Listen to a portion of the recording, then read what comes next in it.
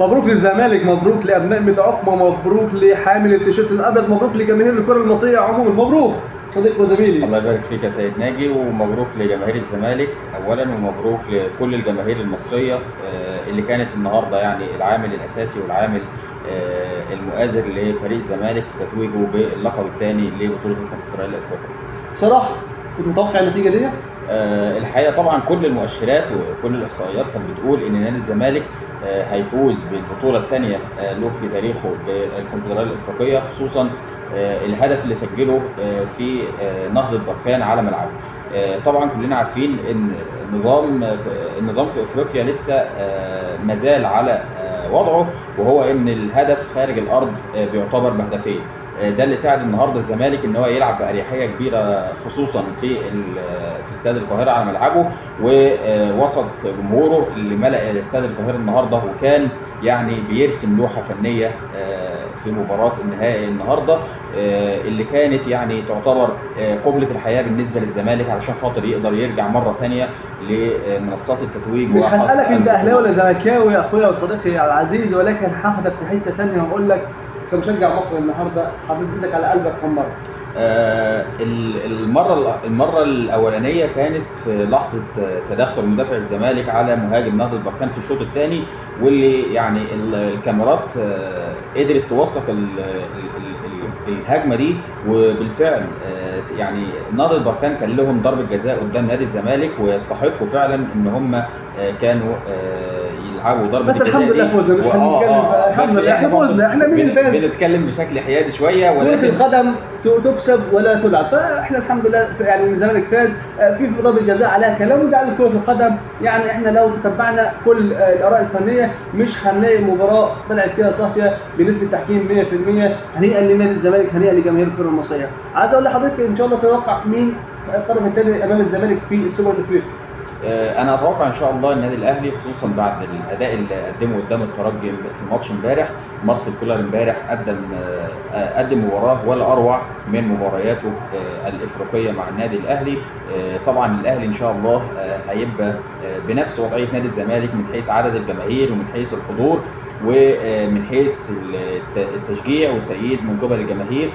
طبعا بعد عوده العلاقات ما بين الاهلي والزمالك والتآلف اللي شفناه ما بين مجالس الادارات، سواء كابتن حسن لبيب من نادي الزمالك او كابتن محمود الخطيب في النادي الاهلي، والزيارات اللي تمت ما بين الناديين وعوده العلاقات، اعتقد ان الجماهير ايضا في الفتره الاخيره وخصوصا على منصات التواصل الاجتماعي رجعت لهم حاله الحب وحاله الوئام اللي كنا مفتقدينها في السنوات واحنا نتمناها على سنين كتير مضت انها تسود ان شاء الله، وكانت باذن الله. نرجع للامور الفنيه تاني، الجمهور بيحب يعرف مين النهارده وجهه نظرك الحلوه كده اللي تختار رجل المباراه، مين النهارده كان شايل الفريق على كتفه باللغه البلدي كده؟ في الزمالك بلا شك طبعا احمد سيد زيزو، انا بعتبره هو راجل المباراه النهارده، ده راجل كل المباريات. وراجل المباراه اللي فاتت كمان اللي هي مباراه الذهاب، ويعتبر افضل لاعب في بطوله الكونفدراليه الافريقيه، وانا يعني طبعا بعتبره من احسن لعيبه مصر في مركزه وافريقيا كمان.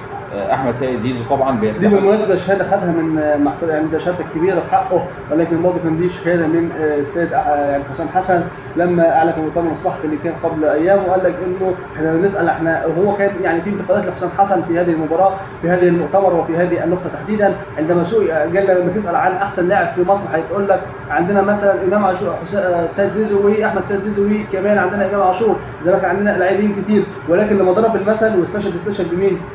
احمد سيد زيزو.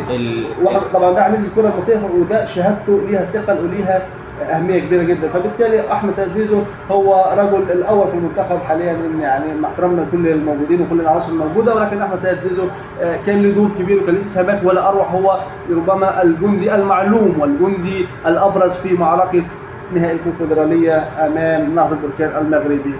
لو تعليق اخير هتقول ايه فيه؟ انا اتمنى ان شاء الله ان مباراه السوبر الافريقي تبقى ما بين الاهلي وما بين الزمالك. نتمنى ان شاء الله التوفيق للنادي الاهلي، ولكن طبعا ده يعني العامل ده مش هيكون برضو عامل اساسي، لان فريق الترجي هيبقى جاي بكل قوته وهيلعب بنظام يا قاتل يا مقتول. فريق الترجي هيجي هو متعادل على ارضه 0-0 وكأن المباراه لم تلعب من الاساس، فهيجي هنا هو طبعا عارف استاد القاهره وعارف طريقه لعب النادي الاهلي، المباراه هتكون صعبه مش سهله زي ما الناس متوقعين.